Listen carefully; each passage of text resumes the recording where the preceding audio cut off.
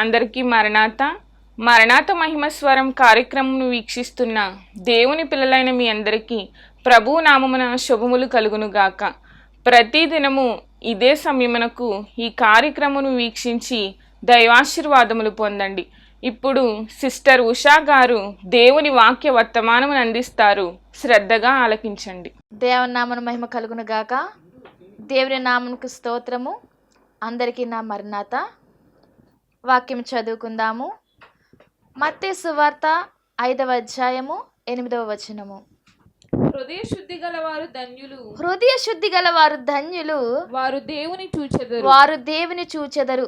దేవుడు తన పరిశుద్ధ వాక్యమును దీవించును గాక. ఆమేన్.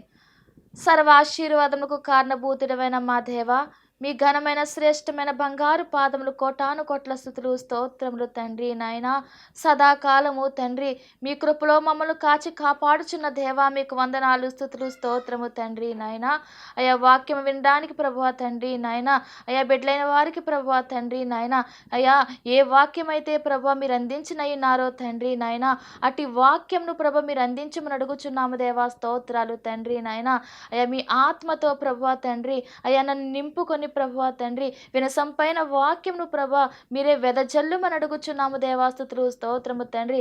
వినగలుగు మనస్సును తండ్రి, గ్రహించగలుగు ఆత్మను ప్రభువా ప్రతి బిడ్డకు మీరు దయచేయమని ప్రభు నామములో అడిగి వేడుకొంచున్నాము తండ్రి. ఆమేన్. హృదయ శుద్ధి గల వారు ధన్యులు, వారు దేవుణ్ణి చూచెదరు. హృదయ శుద్ధి అంటే ఏంటంటే హృదయంలో ఎలాంటి కల్లా కపటం ఉండదు. వారు ఉన్నది ఉన్నట్టుగా మాట్లాడేటువంటి స్వభావం కలవారండి. ఒకటి మనసులో పెట్టుకోవడము, మరొకటి దాచడము, అలా ఒకటి చెప్పడము అలా కాదండి.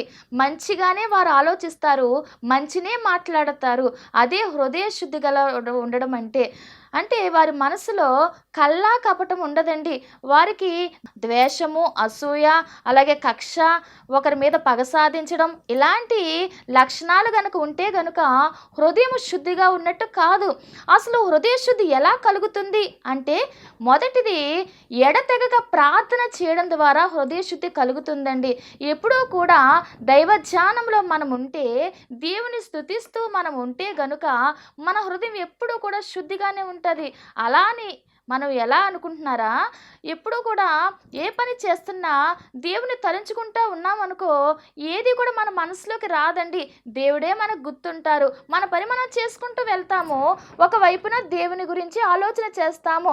అంటే దేవుని స్తుతిస్తూ దేవా మనం వంట చేసుకుంటాం అనుకోండి, వంట చేసుకున్నప్పుడు కూడా ఏ పని చేస్తున్నప్పుడైనా సరే దేవా నీకు స్తోత్రాలు, దేవా నీకు స్తోత్రములు అనుకుంటూ మనము దేవుని స్తుతిస్తూ మనం పని చేసుకుంటే కనుక అటు స్తుతి చేసినట్టు అవుతుంది, ఇటు మనకి పనులు కూడా పూర్తవుతాయి.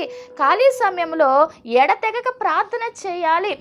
మనం అక్కడెక్కడ కబుర్లు చెప్పుకోవడం కాదు, దేవుని దగ్గర ప్రార్థన చేసుకుంటూ ఆయన సన్నిధిలో మనం గడుపుతూ ఉంటే మన హృదయం శుద్ధిగా ఉంటుందండి. ఇంకా అనవసరమైనవి మనం ఆలోచించము, మన పని మనం చేసుకుంటాము, దేవునితో మనం గడుపుతున్నట్టుగా మనము స్తుతి చేసుకుంటూ ఉంటాము. ఇక బయట ఆలోచన ఉండదు కాబట్టి మనలోనికి లోకము రాదు. లోక స్నేహము దేవునితో వైరం లాంటిది కాబట్టి లోకపు ఆలోచనలు కానీ లోకాశలు కానీ మనలోనికి రావండి. ఎప్పుడూ కూడా దైవ ధ్యానము మనకు ఉంటుంది కాబట్టి అప్పుడు మన హృదయము శుద్ధిగా ఉంటుంది. రెండవది దావీదు కీర్తన 1వ అధ్యాయము 2వ వచనంలో చూసినట్లయితే యెహోవా ధర్మశాస్త్రమందు ఆనందించుచు దివారాత్రము దానిని ధ్యానించువాడు ధన్యుడు. అంటే దేవుని ధర్మశాస్త్రం నందు మనం ఆనందిస్తూ ఉంటూ దానిని ధ్యానిస్తూ ఉండాలండి. అంటే ధర్మశాస్త్రం అంటే ఏంటి? బైబిలు. ఈ యొక్క ధర్మశాస్త్రాన్ని మనము ధ్యానిస్తూ మనం ఉండాలండి. అసలు ఈ ధర్మశాస్త్రం మనకి ఏం బోధిస్తుంది?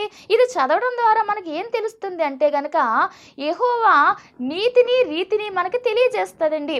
అంటే దేవుడు మనకి ఏం నేర్పిస్తున్నారు ఈ గ్రంథము ద్వారా, ఏమి మనకి బయలుపరుస్తున్నారు, మనల్ని ఎలా జీవించమంటున్నారు, మనకి హెచ్చరికలు చేస్తున్నారు, మనల్ని ఎలా బ్రతకాలని ఈ గ్రంథం మనకి చూపిస్తున్నది. ఇవన్నీ మనం తెలుసుకోవాలంటే, దేవుని మార్గంలో మనం నడవాలంటే ఎలా మనం ఉండాలి, ఈ ప్రతి విషయము కూడా క్షుణ్ణముగా మనకి బైబిల్ మనకి బోధిస్తుంది. కాబట్టి ధర్మశాస్త్రమును మనము ధ్యానిస్తూ ఉండాలి, ఈ గ్రంథాన్ని మనము ధ్యానిస్తూ ఉండాలి. కష్టాలలో ఉన్న వారికి ధైర్యాన్ని ఇచ్చేదిగా ఉంటుందండి.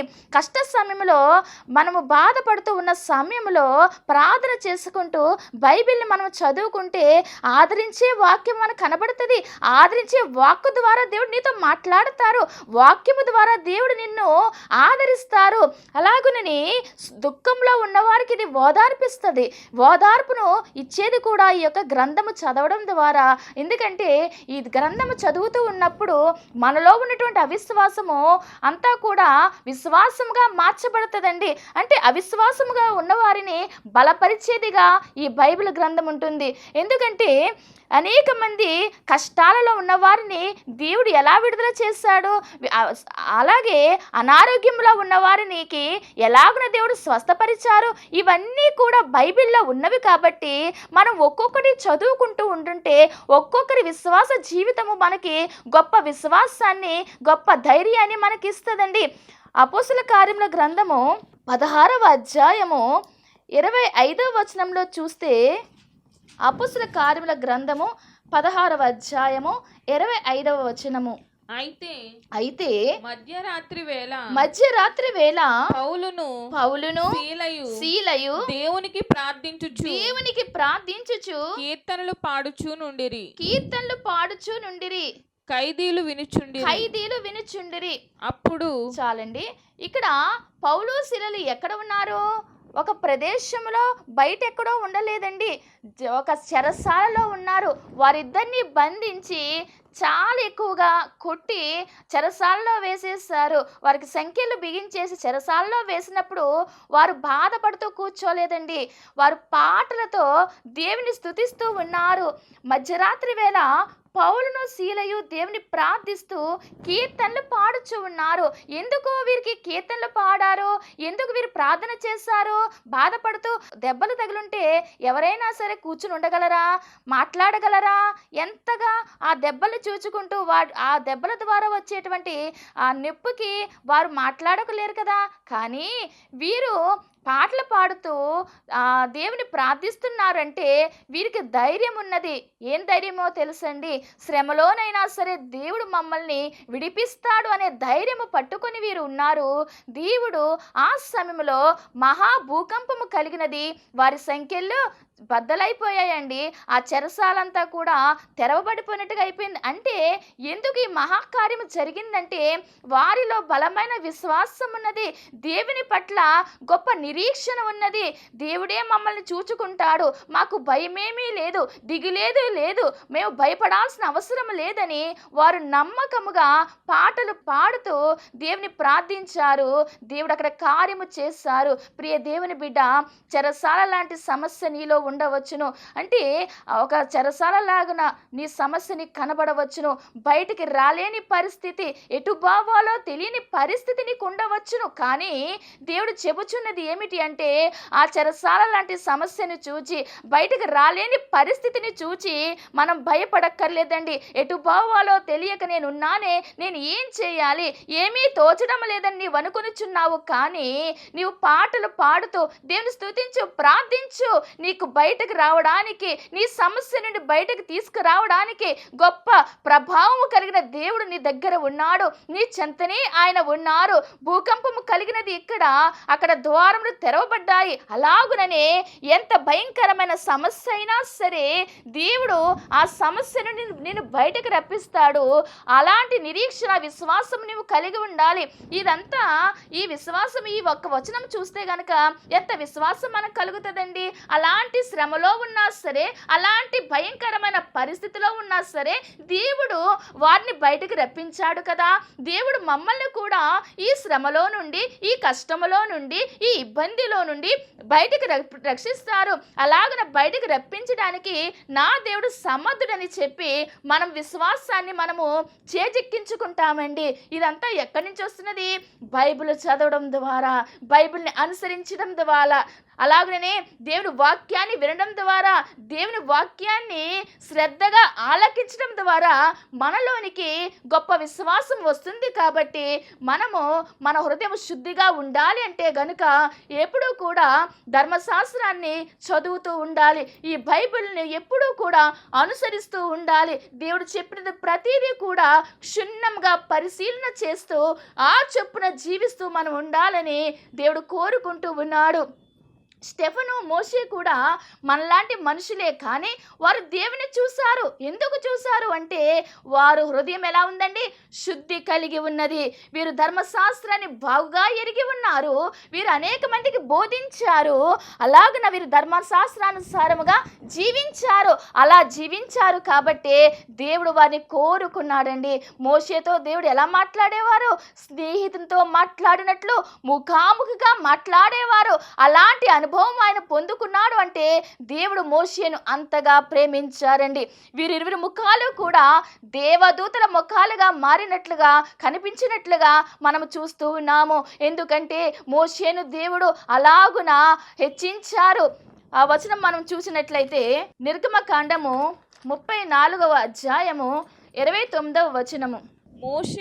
మోషే సీనాయి కొండ దిగుచుండగా శాసనములు గల ఆ రెండు పలకలు మోషే చేతిలో ఉండెను.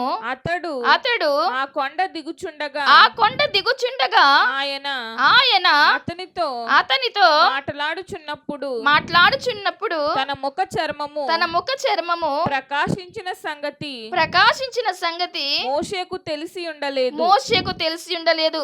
ఇక్కడ ముఖ చర్మము ప్రకాశించినదండి.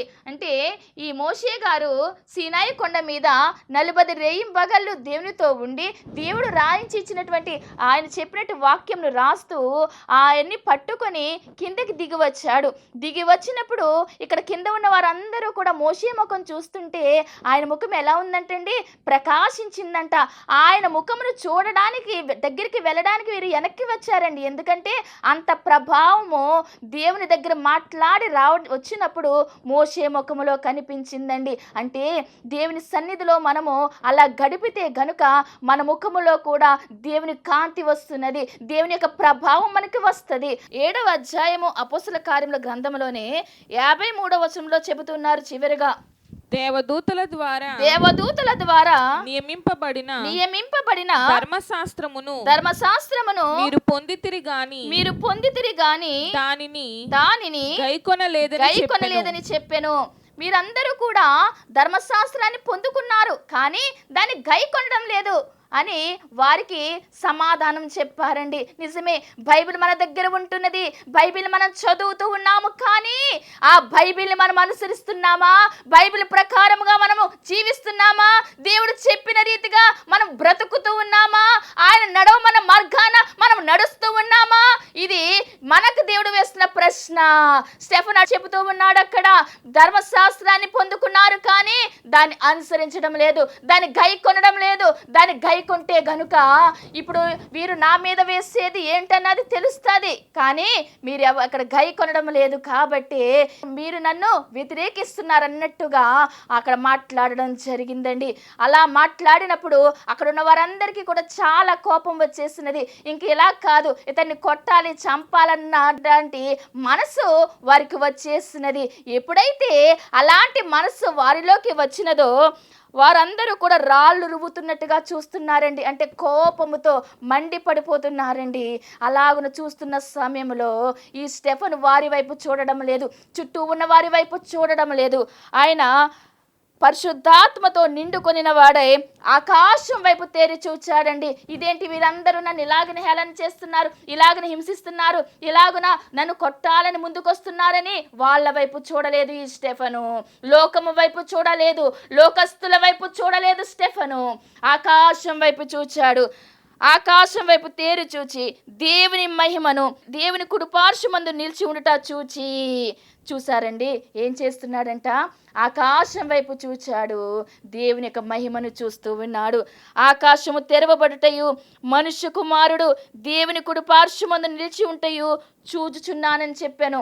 ఆయన చూస్తూ ఉన్నాడు. పైకి చూస్తుంటే దేవుని కుడిపార్శ్వమున మనుష్య కుమారుడు నిలిచి ఉండడం కనబడుతున్నది. స్టెఫెనుకి కనబడుతున్నదే అక్కడ ఉన్న వారికి చెబుతూ ఉన్నాడు. అలా చెబుతూ ఉన్నప్పుడే అక్కడ ఉన్న వారికి ఇంకా కోపం వచ్చేస్తున్నదండి. మేమందరము కాదా, మాకు కనబడడా, మాకు కనబడట్లేదే, నీకెక్కడ కనబడుతున్నారు అన్నట్టుగా అతని మీద కోపం ఎక్కువైపోయి రాళ్ళతో వారిని కొట్టడం ప్రారంభించారు. అప్పుడు స్టెఫెన్ అంటున్నారు కదా, వాళ్ళనేమి అనడం లేదండి, ప్రభువును గూర్చి మొర్ర పెట్టుచు 59వ వచనంలో, యేసు ప్రభువా నా ఆత్మను చేర్చుకొనుమని స్టెఫెను పలుకుచుండగా వారు అతన్ని రాళ్లతో కొట్టిరి. రాళ్లతో కొడుతూనే ఉన్నారు. నా ఆత్మను చేర్చుకోమని స్టెఫెను పలుకుతూ ఉన్నప్పుడు మరలా ఇంకొక మాట అంటున్నాడు, అతడు మోకాళ్ళుని ప్రభువా వారి మీద ఈ పాపము మోపకుమని గొప్ప శబ్దముతో పలికెను. ఈ మాట పలికి నిద్రించెను. చూడండి, గొప్ప శబ్దంతో పలుకుతూ ఉన్నాడు. మోకాళ్ళుని ప్రార్థన చేస్తూ ఉన్నాడు. చివరి సమయము దేవుని దగ్గరికి చేర్చబడుతున్నాడని అర్థమైనది కాబట్టి ఇదిగో వీళ్ళు నన్ను రాళ్లతో కొట్టుతూ ఉన్నారు, నన్ను నా ఆత్మను నువ్వు చేర్చుకో తండ్రి, నన్ను కొడుతున్న వీళ్ళని క్షమించు అని ప్రార్థన చేశాడు. నేను వాక్యం బోధిస్తున్నాను, నీ సువార్తే నేను చెబుతూ ఉన్నాను, అయినా నన్ను వీళ్ళు కొడుతున్నారు, నీవు చూడు అనలేదండి. దేవుణ్ణి క్షమించమని అడిగాడు. మొట్టమొదటిసారిగా హతసాక్షి అయిపోయాడు. దేవుని నామములో హతసాక్షిగా ఈ స్టెఫెను మనకు కనబడుతూ ఉన్నారండి. క్షమించమని ప్రార్థన చేస్తూ ఉన్నాడు. అలా ప్రార్థన చేస్తూ ఆ రాళ్ళ దెబ్బల చేత వాళ్ళు కొడుతూ ఉన్నప్పుడు ఆయన చనిపోవడం జరిగినది. ఇక్కడ మనము ఆలోచన చేస్తే గనుక తను కొట్టినా సరే వాళ్ళని బాధ పెట్టాలని దేవుని ప్రార్థన చేయలేదు. ఇక్కడ మనకు ఎవరు కనిపిస్తున్నారంటే యేసుక్రీస్తు ప్రభు వారు కనిపిస్తూ ఉన్నారు. యేసుక్రీస్తు ప్రభు వారిని మాదిరిగా చేసుకున్నాడు ఈ స్టెఫెను. ఎలాగైతే తనని హింసించిన వారిని యేసు ప్రభు వారిని కొట్టినను కొట్టలేదు, తిరిగి అలాగే తిట్టినను తిరిగి వారిని తిట్టలేదండి. వారి కొరకు ప్రార్థన చేస్తారు ప్రభు వారు. తండ్రి వీరేమి చేయుచున్నారో వీరు ఎరుగరు కనుక వీరిని క్షమించమని తన తండ్రిని వేడుకున్నారు యేసుక్రీస్తు ప్రభు వారు. అట్టి రీతిగానే యేసుక్రీస్తు ప్రభు వారిని ఆదర్శంగా చేసుకొని ఆయనను మాదిరిగా చేసుకొని నన్ను వీరు రాళ్లతో కొట్టి చంపుతున్నారు ప్రభువా, అయినా వీరి పాపాన్ని నువ్వు జ్ఞాపకం చేసుకోవద్దు తండ్రి, వీరి పాపాన్ని క్షమించుము అని చెప్పి ప్రార్థన చేయడం జరిగినది. అటువలనే హృదయ శుద్ధి కలిగి ఉంటే గనుక ప్రతి ఒక్కరము కూడా అలాగునే ఆలోచన చేస్తామండి.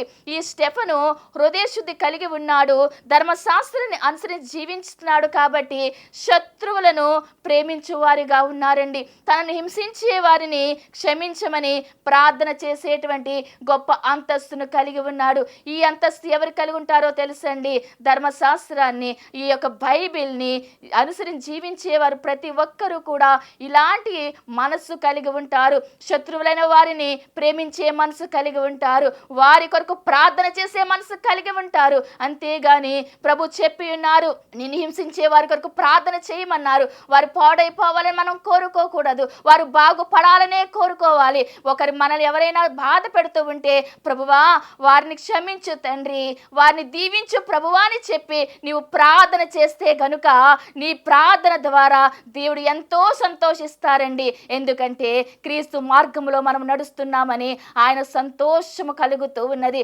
హింసించారు, రాళ్లతో కొట్టినా సరే స్టెఫెను మాట్లాడకుండా దేవునికి తన ప్రాణం అప్పగించుకుంటూ వారిని క్షమించమని అడిగారు. ఇటు క్షమాగుణము మనమును కలిగి ఉండాలండి, మనమును అది నడుచుకోవాలని దేవుడు మాట్లాడుచూ ఉన్నారు. అలాగే ధర్మశాస్త్రాన్ని అనుసరించే వాళ్ళు సాత్వికులుగా ఉంటారు. ఉంటారండి, నమ్మకస్తులుగా ఉంటారు. సంఖ్యాకాండము 12వ అధ్యాయంలో దేవుడు మాట్లాడుతూ ఉంటారు. 3వ వచనము. మోషే భూమి మీద ఉన్న వారందరిలో మిక్కిలి సాత్వికుడు. అంటే తగ్గించుకొని ఉన్నట్టుగా మనకు కనపడుతూ ఉన్నదండి. బైబిల్ అనుసరిస్తూ ఉన్న మనం తగ్గించుకొని ఉండాల్సిన వారమై ఉన్నాము. తన్ను తాను తగ్గించుకున్నవాడు హెచ్చించబడినన్న రీతిగా ఎప్పుడైతే నువ్వు తగ్గించుకొని ఉంటావో, ఎప్పుడైతే బైబిల్ అనుసారంగా నువ్వు జీవిస్తావో, దేవుడు నిన్ను హెచ్చించువారై ఉన్నారు, నిన్ను గొప్పవారిగా చేయువారై ఉన్నారు. నీలో ఈ లోక జనుల మధ్యను, నీ యొక్క బంధువుల మధ్యను, అందరి మధ్య కూడా నిన్ను గొప్పవారిగా చేయడానికి ఆయన హస్తము తోడుగా ఉంటుంది. కాబట్టి మనల్ని మనం తగ్గించుకొని ఉండాలి. ఎప్పుడైతే తగ్గించుకొని ఉంటామో, యెహోవాయే పలుకుతూ ఉన్నారు మోషే గురించి, ఈ సాత్వికుడు అన్న రీతిగా, అట్టి రీతిగా మనం ఉండాలని వాక్యము సెలవిస్తూ ఉన్నది. తన పొరుగు వారిని ప్రేమించే వారముగా ఉండాలి. అలాగునని దేవునిలో మంచి పేరు తెచ్చుకోవడానికి శ్రమించు వారముగా ఉండాలి. ఈ లోకంలో మంచి పేరు కాదండి, ఈ లోకస్తుల చేత మంచి పేరు ఒకవైపు అయితే, దేవుని చేత బలా నమ్మకమైన మంచి దాసుడా, మంచి దాసురాలా అన్న పేరు మనము తెచ్చుకోవాలి. ఎప్పుడు తెచ్చుకుంటామండి? మనం ఏదైనా మంచి పని చేస్తామనుకోండి, మన తల్లిదండ్రులైన వారు అలాగే మన బిడ్డలు ఏదైనా మంచి పని చేస్తే మనము వారిని మెచ్చుకుంటాము. అంటే ఎవరైనా మంచి పని చేస్తే మెచ్చుకుంటాము కదా.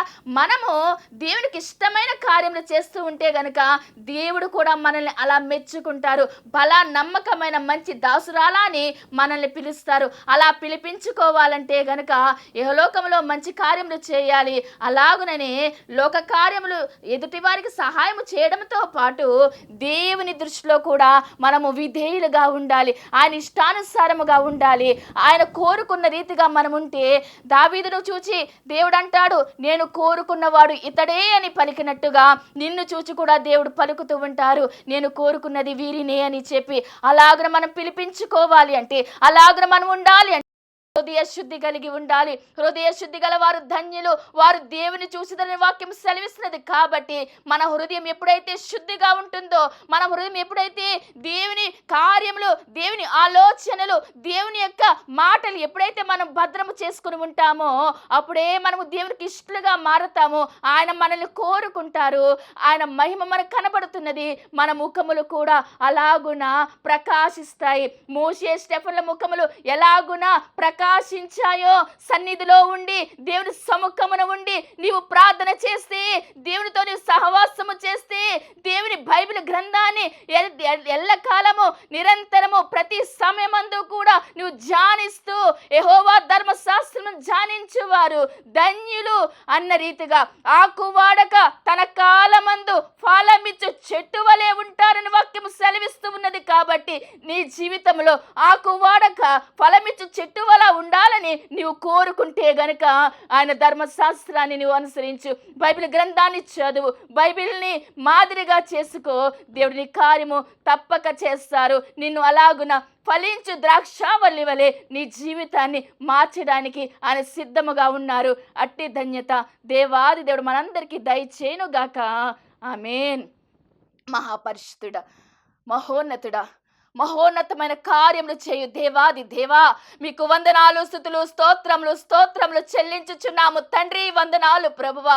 మా మధ్య ఉన్న దేవా మీకు స్తోత్రములు తండ్రి. మాతో మాట్లాడిన దేవా మీకు స్తుతులు, స్తోత్రములు ప్రభువా తండ్రి.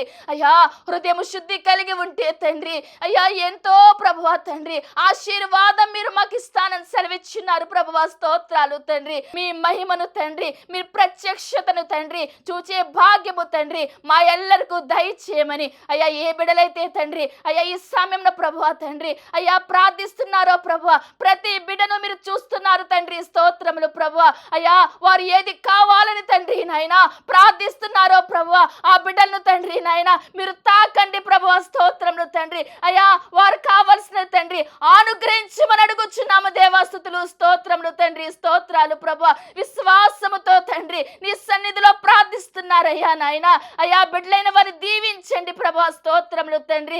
అయ్యా ఆశీర్వదించి నేరకుండానట్లు నా హస్తము కొరచ కాలేదని సెలవిచ్చిన దేవా, ప్రతి బిడ్డను తండ్రి నాయన ఆశీర్వదించండి ప్రభు. స్తుతులు స్తోత్రము తండ్రి. అయ్యా రక్షణ లేని బిడ్డలైన వారికి తండ్రి మీ రక్షణ భాగ్యము దయచేయమని అడుగుచూ ఉన్నాము తండ్రి. స్తుతులు స్తోత్రము తండ్రి. విన్న వాక్యము ద్వారా ప్రభా తండ్రి నాయన ఏ మేలైతే మీరు దాచిపెట్టి ఉంచారో ప్రభా, ప్రతి మేలును దయచేసి మీరు మహిమ పొందుమని త్వరగా రానని యేసు నామములో అడిగి వేడుకొంచున్నాము తండ్రి. ఆమేన్. మరణాత దైవజనులకు వందనాలు, కూడి వచ్చిన మీ అందరికీ వందనాలు. నేనైతే మరణాత మహిమ స్వస్థతలకి నేను అప్పుడే గడిచిన సంవత్సరం నుంచి వస్తున్నాను. అలాగే నేనైతే మా చుట్టాల అబ్బాయికి నేను మా ఆయన గారికి తెలియకోకుండా ఒక కాస్ట్ సైన్ ఇచ్చానండి ఆయనకి. కానీ 7 సంవత్సరాలు అవుతున్నా కూడా ఇస్తానని గడుపుతున్నారు తప్ప ఇవ్వట్లేదు. నాకైతే భయం వేస్తుంది. ఇంట్లో అడుగుతున్నారు ఏం చెప్పాలని, చాలా టెన్షన్ పడ్డాను అన్ని సంవత్సరాలు కూడానండి. కానీ ఇక్కడ సాలకు వచ్చిన తర్వాత నేను ఒకరోజు సాక్ష్యం చెప్పాను, దైవజనులతో చెప్పి అంశం రాయించుకుని ప్రార్థన చేస్తానని, అలాగే వచ్చిన అందరూ కూడా చెప్పానండి ప్రార్థన చేయమని. అలాగే కరెక్ట్గా మళ్ళీ శనివారం వచ్చినప్పటికి ఈ మధ్య సమయంలోనే ఒక రోజున ఆయన తీసుకెళ్ళి నాకు గొలుసు కొనిచ్చేశారు. నాకు చాలా సంతోషం వేసింది. నేను సాక్ష్యం చెప్పుకున్నాను, దైవజనుల చేత ప్రార్థన చేయించుకుని అంశం రాయించుకున్నాను. నాకు వెంటనే నెరవేరిందని చెప్పి నేను సాక్ష్యం చెప్పుకుంటానని సాక్ష్యం చెప్పాను, దైవజనులతో అందరితోటి చెప్పాను. అలాగే నాకు ఎంతో అద్భుత కార్యం జరిగింది. 7 సంవత్సరాల నుంచి జరగలేనిది ఒక్క వారంలోనే వెంటనే నాకు ప్రతిఫలం వచ్చింది. అలాగే నేను సాక్ష్యం చెప్పుకుని దైవజనులతో చెప్పుకున్నాను. అలాగే చిన్న సాక్ష్యము దేవుడు దీవించిన గాక. ఆమేన్. రాదనుకున్నటువంటి ఆ చైన్ రావడం చాలా అద్భుతమైనటువంటి సాక్ష్యం. ఎందుకంటే 7 సంవత్సరాలు అయిపోయింది, కానీ ఒక వారం రోజుల్లో మన దగ్గర ప్రార్థన చేయించుకోవడం, దేవుడికి మరి ప్రార్థన చేయడం, దేవుడు అద్భుతమైనటువంటి రీతిగా ఆ గొలుసును మరలా రప్పించడం మరి అద్భుతమైన సాక్ష్యం. ఈ సాక్ష్యాన్ని దేవుడు దీవించి ఆశీర్వదించును గాక. ఆమేన్. మరణాత మహిమ స్వరం అనేటటువంటి ఆధ్యాత్మిక టీవీ కార్యక్రమాన్ని వీక్షిస్తున్నటువంటి మీ అందరికీ కూడా నా ప్రత్యేకమైన వందన మరణాత తెలియజేస్తూ ఉన్నాను. దేవుడు అనుగ్రహించినటువంటి ఈ కార్యక్రమం ద్వారా మీరందరూ కూడా ఎన్నో మేలులు పొందుకున్నట్టుగా మరి మేము వింటూ ఉన్నాము. అందరూ కూడా ఫోన్ కాల్ చేస్తూ ఉన్నారు. ప్రార్థన అవసరతలో ఉన్న వారందరూ కూడా ఫోన్ చేసి ప్రార్థన చేయించుకుంటున్నారు. చాలా సంతోషము. అందరూ కూడా మేలు పొందుకున్నట్టుగా మరి మీరు తెలియజేస్తున్న సమాచారం బట్టి మేము చాలా సంతోషిస్తూ ఉన్నాము. ఈరోజు ఒక ప్రత్యేకమైనటువంటి అంశాన్ని మీతో మాట్లాడాలని నేను మీ ముందుకు వచ్చి ఉన్నాను. అదేమిటంటే, దేవుడు తన మహాకృపను బట్టి సేవా పిలుపు నాకు ఇచ్చి అన్నిటినీ విడిచిపెట్టి తను రమ్మనడం జరిగింది. మరి ఆయన ఇచ్చినటువంటి పిలుపును అంగీకరించి ఆయన సేవకు నేను వ్యాపారాన్ని గట్ట అన్ని విడిచిపెట్టి వచ్చాను. ఆ వచ్చినది మొదలుకొని ఈ దినం వరకు చక్కని సేవా పరిచర్యను దేవుడు జరిగించుకుంటూ ఉన్నాడు. చూస్తున్నటువంటి ఈ యొక్క ఈ షెడ్లో మేము ప్రతి శనివారం కూడా స్వస్థత ప్రార్థనలు అనగా శాల కార్యక్రమాన్ని జరిగిస్తూ ఉన్నాము. 1 సంవత్సర కాలం పాటు ఎలాంటి అడ్డు ఆటంకము లేకుండా చక్కని రీతిలో మరి ఈ శాల కార్యక్రమం జరుగుతూ ఉంది. దీని యజమానుడు మరి ఎలాంటి అద్దె కూడా మన నుంచి తీసుకోకుండా మరి ఫ్రీగానే ఈ కార్యక్రమాన్ని జరిగించుకోవడానికి ఆయన ఇచ్చి ఉన్నారు. కానీ ఇప్పుడు ఒక సమస్య వచ్చింది. అదేమిటంటే, కొన్ని కారణాల వల్ల ఈ యొక్క షెడ్ని అమ్మకానికి పెట్టారు. మరి ఈ యొక్క క్లిష్టమైనటువంటి పరిస్థితుల్లో మనము తీసుకుంటే ఈ షెడ్ తీసుకోవాలి, లేకపోతే బయటకు వెళ్ళవలసిన పరిస్థితి వచ్చేసింది. మరి తీసుకుందామని ప్రయత్నం చేస్తున్నాము. ఆశ అయితే మాకుంది, కానీ లక్షలాది రూపాయలు ఖర్చు అవుతుంది. కాబట్టి మా దగ్గర ఎలాంటి డబ్బు లేదు. అన్నీ విడిచిపెట్టి రావడంతో సేవ కొత్తగా ప్రారంభించిన సేవ కాబట్టి తీసుకోవాలనుకుంటున్నా కానీ ఇబ్బంది పడుతూ ఉన్నాము. ఇక్కడ ప్రార్థన కంటిన్యూగా జరగాలి అంటే కనుక ఖచ్చితంగా మరి ఈ కార్యక్రమాన్ని వీక్షిస్తున్నటువంటి మీ అందరూ కూడా మీ ప్రోత్సాహాన్ని అందించినట్లయితే ఈ ప్రార్థన ఆగకుండా ఖచ్చితంగా ముందుకు కొనసాగుతుంది. కనుక మరి ఈ కార్యక్రమాన్ని వీక్షిస్తున్న మీ అందరూ కూడా ఈ దీన సేవకుని యొక్క సేవను గుర్తించి దయచేసి మీ హృదయాన్ని గనక ఆ దేవుడు ప్రేరేపించినట్లయితే ఖచ్చితముగా మీరందరూ కూడా స్పందించవలసిందిగా, మీ యొక్క చేయూతను మాకు అందించవలసిందిగా ప్రభు పేరు తెలియజేస్తూ ఉన్నాము. మా ఫోన్ నెంబర్లో టీవీ స్క్రీన్ మీద మరి ప్లే అవుతూ ఉంది ఫోన్ నెంబరు. ఆ నెంబర్కి ఫోన్ చేయండి, స్వయంగా నేనే మాట్లాడతాను. ఆ తర్వాత మరి మా ఫోన్పే కానీ గూగుల్ పే కానీ చేసి ఈ యొక్క సేవను ప్రోత్సహించవలసిందిగా ప్రభు పేరు మీ అందరికీ తెలియజేస్తూ ఉన్నాను. దేవుడు మిమ్మల్ని బహుగా ఆశీర్వదించును గాక. ఆమేన్.